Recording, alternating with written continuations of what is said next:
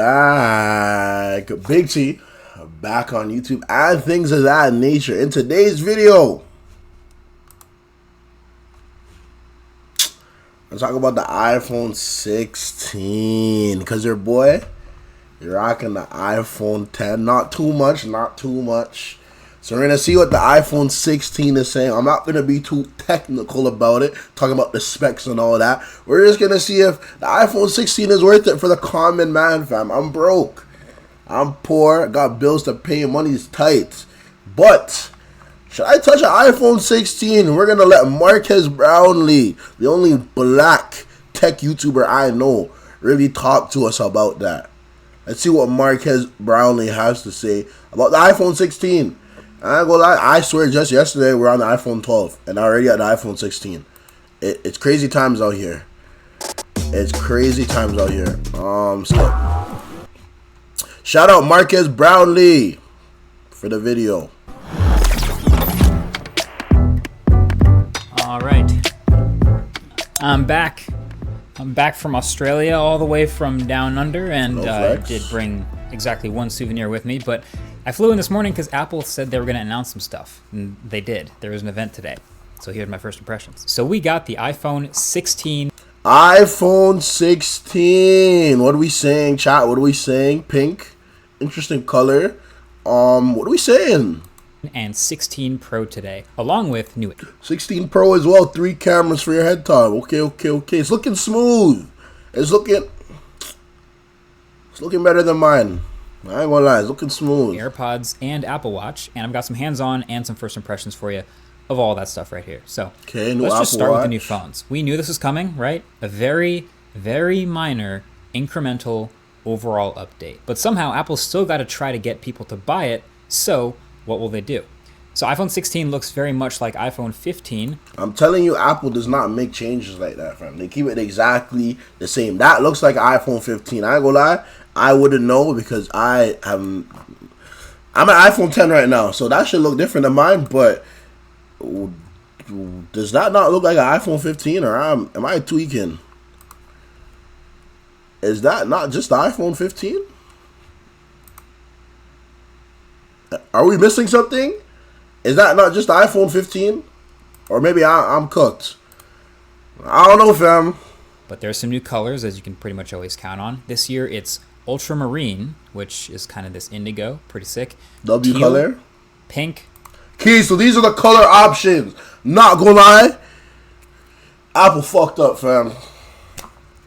Where's the space gray? Where's the silver? Where's the gold? Where's the rose gold? Those are the colors, fam. These are children's colors, bro. Blue, indigo, pink, white, and black. These are for kids, fam. As a grown-ass man, you're not catching me with a blue or indigo phone. For the gals, the pink could be cool. Look at OD. And the white or black are calm. But these are children's colors. Need to bring back the space gray.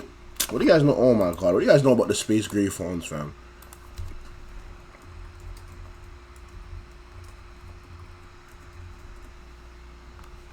Bro, the space gray, this is a color, fam.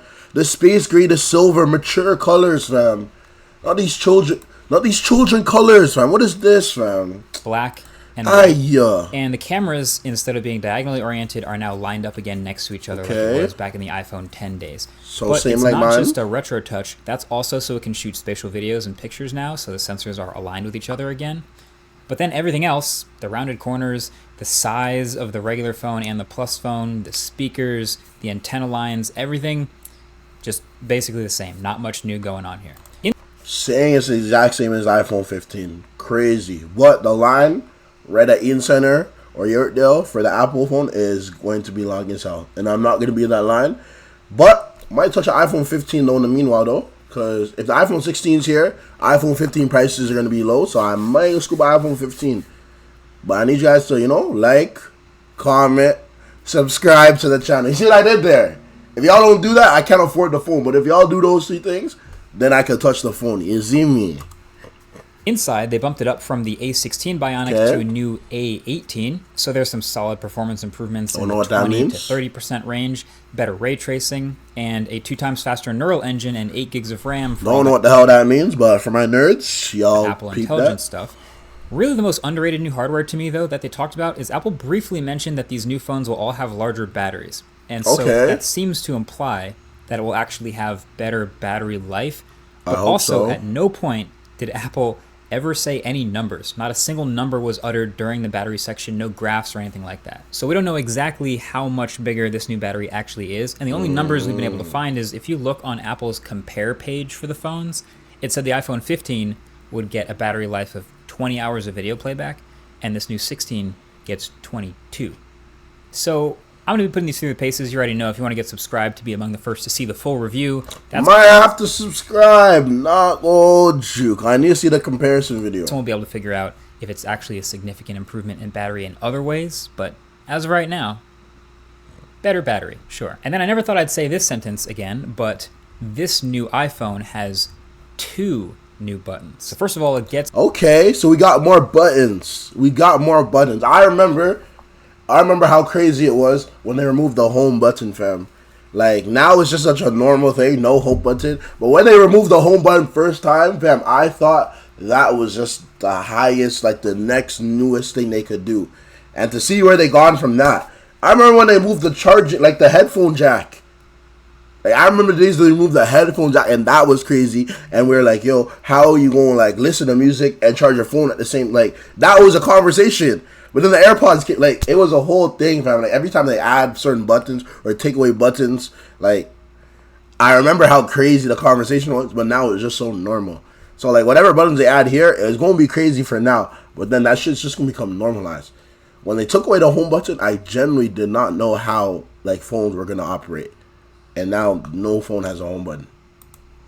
It's the action button from last year's Pro. So now you can do the exact same customized shortcuts from a flashlight or Shazam to a Siri shortcut or whatever you want. And then there's also another new button called Camera Control. And this second button, it's a touch-sensitive cutout covered in sapphire with a Taptic engine behind it. Now, it does actually move. It is an actual button, just to be clear. But just like the trackpad on a lot of modern laptops, the vibration motor clicks to also make a half press feel like you're clicking a 2-stage button, like a camera shutter button. And it is also very convincing. So the magic of this camera control area, is what they're calling it, is that it is pressure sensitive, and it's basically a tiny trackpad on the corner of the phone. It's capacitive sensitive, so you can swipe and do gestures along the corner of the phone. And so Apple's decided everything that this button will do will be camera related. So if you press it from the lock screen... so a little camera button. I know, like, for me, like, when I'm taking photos, sometimes if you want to take a photo, you can use, like, the volume up or the volume down to snap the photo. So I don't know if that's still going to be a thing, but now they have the actual button for it. Which can go on, like, it's not the most inventive thing in the world. It can go on. It's kind of unnecessary. Like, I don't know if people were screaming for this. Like, were people screaming for, like, yo, I need a button just for camera? Like, I don't know if mans were screaming for that. But, I mean, it's Apple still. Like, mans are gonna, like, allow it. But I don't know how important that is. That seems like a waste of time for me. But, okay. Opens the camera app, and then when you're in, you can click it again to take a photo, or long press to start taking a short video. But then you can do a little half-strength double tap to open up a menu for different camera options, and then slide your finger along this camera control. That's kind of cool. That's kind of cool. Them. So, you know, it takes some getting used to. You got to get used to the placement of your hand and how fast you swipe. But once you kind of know what you're doing, it feels pretty smooth, and it's pretty sensitive and intuitive. So this is all a bunch of functionality that's being added basically into Apple's camera app. But Apple's also said that third-party apps that use the camera will also be able to take advantage of the camera control. So Snapchat, Instagram, Halide, etc., they'll be able to also use the slider. Okay, so the biggest change that I'm seeing so far is a camera button. Nah, calm. The little scrolling thing might have moved me still. That scrolling, I ain't gonna lie, that might have moved me. Because before I was like, yo, just a button, like, calm, like, move. But the scroll, The scroll can talk to me still. That's calm. So I think it's pretty cool. I think it's technically very impressive. From idea to submission, empower students to do their best work with Grammarly's generative AI. I'm just trying to figure out, kind of similar to the action button, how useful it will actually be. Like, it is kind of in this awkward spot on the bottom right of the phone. The positioning is a little awkward, I'm gonna lie. The positioning is kind of awkward. It's kind of a weird spot to put the camera button. Makes sense as a horizontal shutter button, but they're kind of splitting the difference, trying to also make it usable in a vertical orientation. I'm curious how many people actually use this regularly, because again, it is on all the phones. But yeah, that's so it's not even an option. That's why I don't like Apple. They don't be giving you options. Like when they add something, like that's what it is for all the phones. I felt like you could have added that to the iPhone 16 Pro and then left the iPhone 16 without that. So you have like a little differentiation between the 16 and the Pro, and like give people the option. But Apple's not on the option things. When Apple adds a feature, they're gonna force you to use it, whether you like it or not. I don't know if I'm using that button, but then again, Apple did not send me an iPhone 16 yet. So Apple, I'm talking to you. Send me a damn phone so I could review it for the man, fam. Like, it's cool to have mans like this reviewing it, fam, the technical mans, but you need someone who keep it real, fam. Like, I'll keep it real for the man, them. I'll run the test for the man, them. I'll do certain tests. I'll do certain, like, stuff with it that only the man, them would understand to make it worthwhile for them. So that's a large demographic, fam. The man them love iPhones. That's a large demographic that I can show them while going with this iPhone. Right now, you haven't sold the man them because what's important to us is seeing what's different from the 15 to the 16. And right now, it seems like the same phone. So no man with half a brain is going to buy the 16 when the 15 is the same thing. So he lost us already. That little camera button that's the difference. That's not going to cut it for a lot of people. That may cut it for the next man. For Mandem specifically, that's not cutting it. That's not going to cut it for them. I ain't gonna lie. About it for the 16. I mean, the display also does now drop down to 1 nit minimum brightness, so that's great at night. It is also still a 60 hertz display on an $800 flagship in 2024. So that's really disappointing for me personally, but overall this phone is, I'd say it's still pretty tempting to say that this base model is probably a better buy for most people over the Pro phones, but let's just get into the Pro phones, shall we? New colors this year. Desert Titanium, which goes alongside the classic natural titanium, and then a slightly darker. Okay! These are the big man grown colors I'm talking about. So we still got the white and black, but then this color can go on. I don't know what this is. This is like a silver titanium. And then this... Okay, Apple, now we're talking. You moved me. You have moved me. This is a color that I can get behind. Them kitty colors, the blue, the pink. Nah. These are the colors for the people. Darker black and a slightly whiter white. But otherwise, same design again, plus the new camera control. And the main updates with the Pro... Oh, that's for the Pro. Okay, so the difference, the Pro has the... Okay. ...are the new screens and the new chip. Okay. So the phones actually get slightly bigger this year. So the screen sizes are up to 6.3 inches on the Pro. Damn, that shit big as hell. That shit a tablet. God damn. These phones just be getting bigger and bigger. That should look like a tablet. That nigga got an iPad in his hand, fam. Like, that's the only thing with these phones. They're getting too big, fam. Like, I have big hands, but like, when I have a phone, like, I don't mind it being small in my hands. Like, it's a phone. Why are these turning into tablets, fam? Like, I don't know if he has small hands, but that should look like a tablet in his hand, fam. That should look like an iPad. Like, god damn. And 6.9 inches on the Pro Max, thanks to the thinner bezels, which I didn't think I would notice, but I'm actually looking at them, and they are a little noticeably thinner, so you can kind of tell. And inside, there is also a new chip as well. It's the A18 Pro. So it's the new highest-end chip in any iPhone. And this, again, should have performance boost and efficiency boost over last year's Pro phone, again in the 20 to 30% range. So CPU and GPU improving, better ray tracing, should still have the faster USB 3 speeds that the Pros get. But again, the efficiency improvements have them saying that the Pro Max will now be the longest battery life ever in an iPhone. By how much? Okay. I don't really know. Big battery life. That's good to see. But the camera is, of course, always the highlight of the Pro phones, and there are 3 new cameras on these Pros versus last year. So a new 48 megapixel main camera. Don't care. Then a higher resolution 48 megapixel gets of matching all 3 cameras. Cameras are gonna be better, obviously. Like every time you get a new iPhone, the cameras are updated. We don't even need to get into that. The cameras always get better. I'll give Apple that. The cameras always improve. So wireless charging a little bit faster, 25 watts. So that'll get you 50% in 30 minutes of charging with the new MagSafe charger. Nothing too crazy.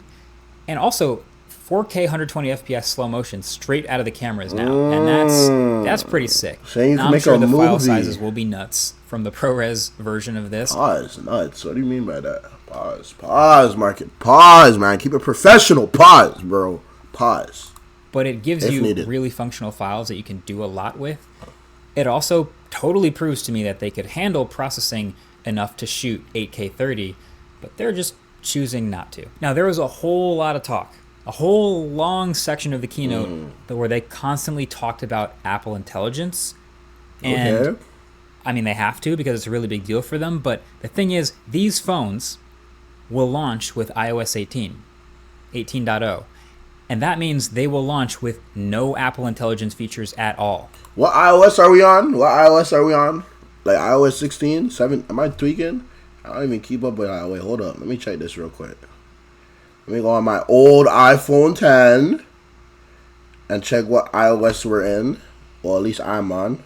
Because iOS 8, that sounded really high to me. Like, I don't gonna lie. That kind of threw me for a loop. Okay, iOS 17.6. Okay, we're up there. Damn. I remember just recently when we were on iOS like 10. So that's crazy. Yeah. No Genmoji, no image playground, no writing tools. Nothing. That shiny brand new iPhone 16 that you take out the box in September 2024 and start using in a couple weeks will have the old Siri on it. Now, they'll start to come out bit by bit with software updates. So 18.1 has the new Siri and a bunch of writing tools and some other stuff. New Siri, okay. It's becoming harder and harder to pair that stuff directly to this new phone as a part of this upgrade. I mean, if you've watched my videos before, you know about one of the golden rules, which is to never buy something based on the promise of future software updates. So that's a good rule. I'm going to simplify it for the man them. Don't buy something based off of what it can do. Buy it off of what it... No, fuck. I messed it up. Damn, I messed it up. I'm cooked. Let me run it back. Don't buy something off of the potential of what it could do. Buy it for what it can do right now. So let's say you want to buy, let me see. Let's say you want to buy this bottle of cream, okay? Buy it for what it can do right now and not the potential of what it could do. Because that's how brands get you. They get you off of the potential of what it could be. But you have to look at what it is in the moment, what it is right now, and that's when you buy it. That's how, especially like electronics, that's how they finesse you. That's how they get you. Because you're buying off of the potential of what it could be. Just buy it for what it is at the moment. If they promise that like some other stuff are going to come down the line, keep that in your mind, but don't make that the reason why you buy it. Because companies lie. I hear you, Mark. I had to simplify that for you. I kind of confused my words, but I got it out eventually. We're on the same page. This feels like a big separation moment for the iPhone, at least to me, where each year of the new physical phone that you buy is just a small improvement. It's just a little bit faster chip, a little bit better screen, slightly better cameras. But on the other side is this rapidly improving ball of all this AI stuff that is not launching on the phone, but that is the totally separate, really big reason to get the phone. So yeah, it feels like I'm going to need to review all of that stuff separately in its entirety when it does finally come out, because it comes out so separately from the phone itself. Do you find yourself wondering, what's next? Where do you want to be? How do you get there? At Tyus College, we special. Anyway, there were also some other Apple announcements today, aside from just the iPhones, and we got new AirPods and new watches. So there were lots of rumors about this. I don't care about that. Don't care. We're just here for the phone, fam. We're just here for the phone. The iPhone, we're just here for the iPhone. The Apple Watch, fam, I never rock with the Apple Watch. I don't know why man's like to have a whole iPhone on their wrist. And then the AirPods are just an AirPod, fam. Like, I'm good off I'm good off that. We don't need to update those. Not gonna hold you. But that was the iPhone 16 / iPhone 16 Pro official review from Marques Brownlee. I have to break it down for y'all, let y'all know, is it worth it? I'm not gonna lie, it's not looking worth it, but niggas are still gonna buy that shit, and niggas might include me. I need a new phone. I might finesse, like I said, get the iPhone 15 while everyone's on the iPhone 16 thing, because, you know, boy, gotta save some money. But you won't see me with this too much longer, fam. Or I might touch 2 phones. I need 2 phones, I ain't gonna lie. So, if you want me to get 2 phones, y'all are gonna have to do something for me, because the phones ain't free. So you gotta like, comment, subscribe to the channel. Help your boy out. Help me pay some bills, guys. And if you enjoyed this video, I'll see you guys in the next one. Peace.